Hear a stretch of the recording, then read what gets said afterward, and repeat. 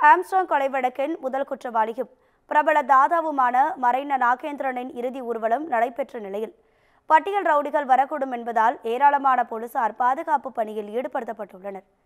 சென்னையில் பிரபல தாதாவாக இருந்த நாகேந்திரன் பகுஜன் சமாஜ் கட்சி மாநில தலைவராக இருந்த ஆம்ஸ்ட்ராங் கொலை வழக்கில் முதல் குற்றவாளியாக சேர்க்கப்பட்டிருந்தார்.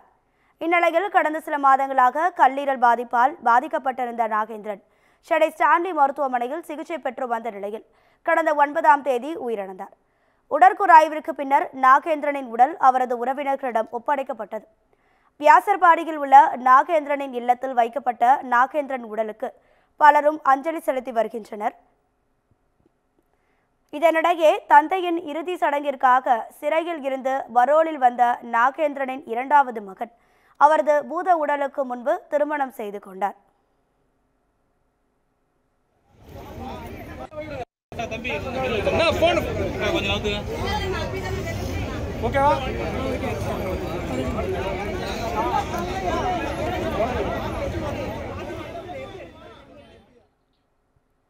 நாகேந்திரனின் இறுதி ஊர்வலம் நடைபெற்ற நிலையில் எதிர்த்தரப்பினருடன் கோஷ்டி மோதல் ஏற்பட வாய்ப்பிருப்பதால் ஏராளமான போலீசார் குவிக்கப்பட்டு தீவிர கண்காணிப்பில் ஈடுபட்டு வருகின்றனர்.